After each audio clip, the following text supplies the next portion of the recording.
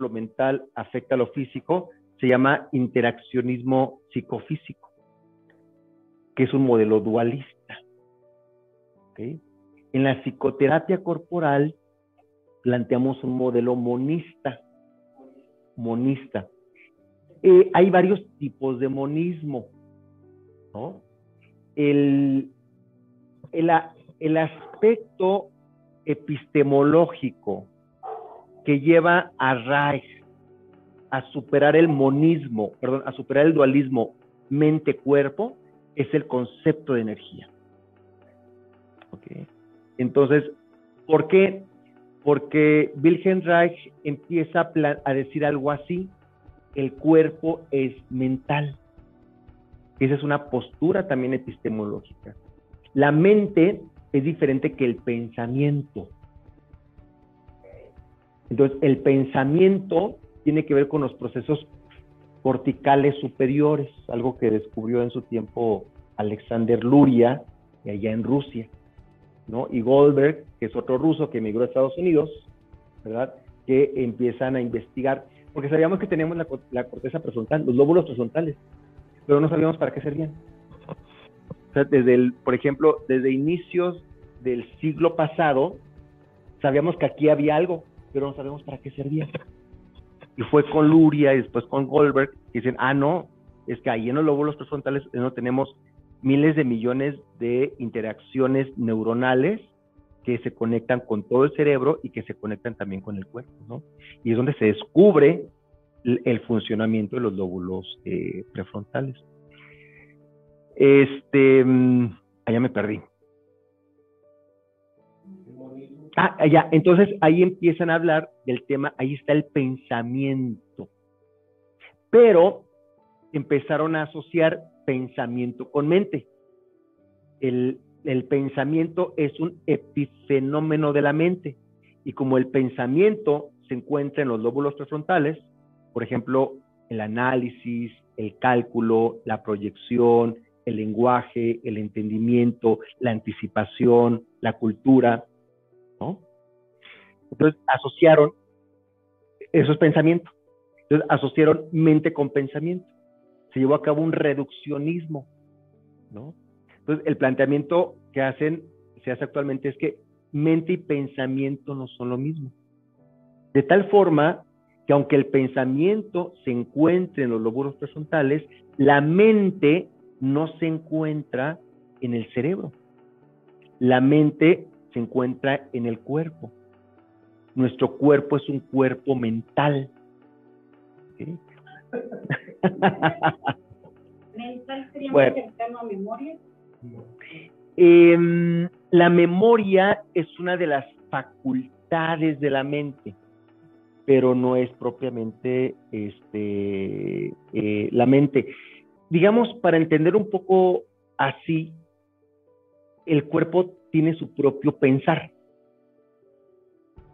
Los órganos tienen su propio pensar, pero no es un pensamiento cognitivo.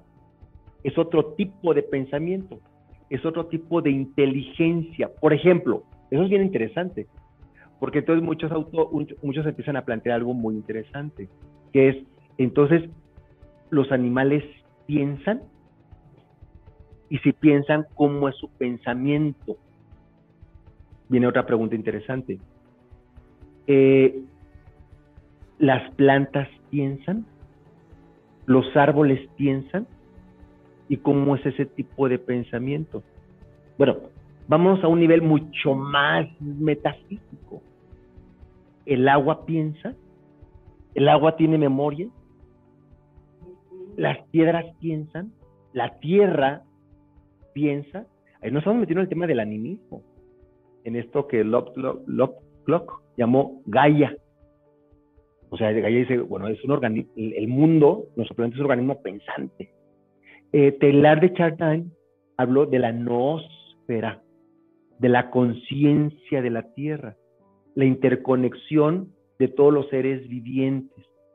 Es lo que en otras tradiciones le llaman el Tantra, ¿no? La biblioteca, el Akasha. Es lo que esta interconexión que genera una un overmind, ¿no? Como le llaman, una megamente, ¿no?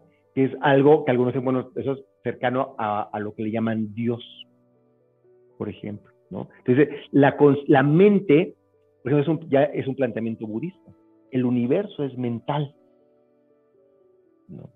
Y entra un poquito con el tema de la física, porque en la física dicen, es que este mundo no se encuentra organizado aleatoriamente, sino que hay una megamente disponiendo la organización del mundo. Es lo que pues se le conoce como el Do, el Tao o el Dharma, un orden universal. Hay algo, hay un alguien, pero que no está separado, sino que es un alguien inmanente, ¿no? Que está avivando el mundo. Entonces, el mundo es vida. Entonces, la vida se concibe más allá de la célula. O sea, hay seres vivientes que no son celulares. Esto es, la molécula tiene vida. Ahí entran con todo ese tema de la materia y la energía oscura, que es algo que en la filosofía vitalista, por ejemplo, de Henry Bergson, es lo que le llama la evolución creadora, ¿no? Hay una energía que crea, hay una energía vital que no es celular. Entonces, es otra concepción de la vida. Ajá. Bueno. No tiene propiamente una categoría como seres vivientes. Bueno, hay una discusión ahí, algunos dicen que sí, otros dicen que no, y es que depende de el concepto de lo que es vida. Hay un tema filosófico hay una filosofía de la biología. El biocentrismo, por ejemplo, que es de Laszlo, ¿no? Que es otro planteamiento distinto al de que únicamente la vida se reduce a la célula.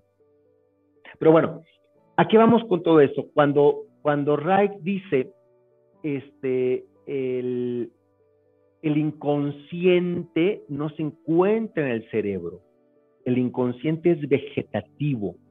Hay un pensar, hay una mente en el cuerpo, ¿no? Se acerca mucho a lo que decía Aristóteles, no hay nada en la mente que no se encuentren en los sentidos. Y se parece mucho al planteamiento que realiza Antonio Damasio, ¿verdad? El ser humano pensamos con el cuerpo, ¿no? Entonces, allí hay un aspecto muy, muy interesante. Entonces, ¿qué es lo que empieza? ¿Cuál es este tema? Porque vamos a centrarnos en el tema de la coraza. Porque entonces, nuestra lectura no es sobre el cuerpo.